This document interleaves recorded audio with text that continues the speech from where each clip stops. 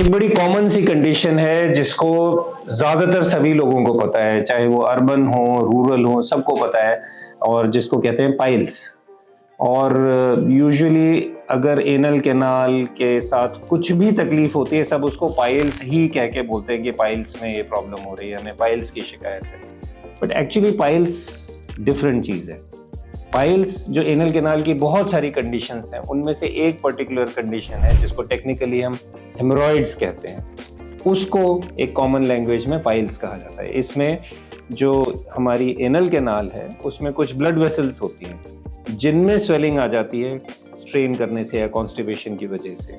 तो उस कारण जब ये फूल जाती हैं तो वो बनती हैं पाइल्स, यानी कि हेमरॉइड्स। तो अगर हेमरॉइड्स हैं, किसी को पाइल्स हैं, तो उसमें क्या क्या ट्रीटमेंट ऑप्शंस हैं जो कि अवेलेबल हैं, क्योंकि काफ़ी लोगों को ये एक मिथ है, लोगों में एक धारणा है कि अगर पाइल्स हैं तो उसका ट्रीटमेंट सिर्फ सर्जरी है। अगर हम सर्जन के पास जाएंगे तो वो सीधे सर्जरी ही कर देंगे और सर्जरी के बाद भी ये ठीक नहीं हो। वेल, पाइल्स में कुछ ट्रीटमेंट है जो कि मेडिकल ट्रीटमेंट भी है। मेडिकल ट्रीटमेंट में से मेरा मतलब है कि जो सबसे इम्पॉर्टेंट चीज़ है, जो हमारे लिए जानना ज़रूरी है कि पाइल्स हो क्यों रही है।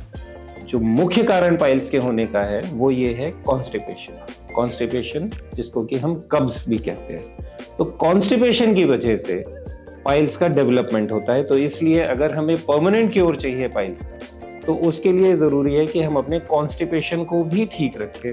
और कॉन्स्टिपेशन को ठीक रखने के लिए ज़्यादातर लोग कुछ दवाइयों पे डिपेंड करते हैं, कुछ डिफरेंट तरीके के चूर्ण खाते हैं, कुछ लिक्विड्स लेते हैं, पाउडर लेते हैं, जिससे कॉन्स्टिपेशन ठीक रहे। लेकिन परमानेंट क्योर के लिए हमें अपना लाइफस्टाइल ठीक करना होता है।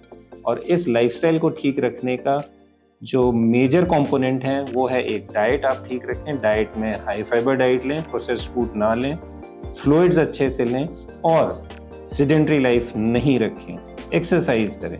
अगर आप एक हेल्दी लाइफस्टाइल लीड करेंगे तो कॉन्स्टिपेशन नहीं होगा।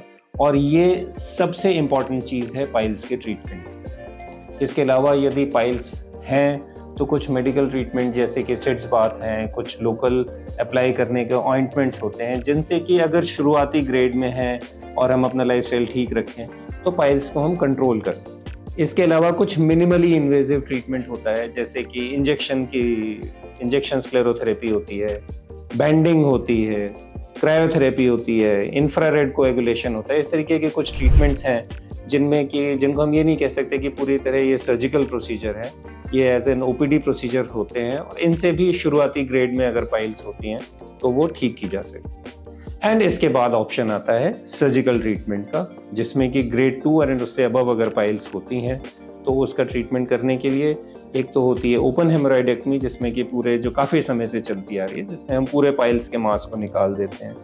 उसके अलावा एक होती है स्टेपलर हेमरॉइडेक्टमी, जिसमें कि एक पर्टिकुलर तरीके की गन होती है, स्टेपल गन, उसका इस्तेमाल करके पाइल्स का जितना भी एक्स्ट्रा पार्ट होता है उसको निकाल दिया जाता है।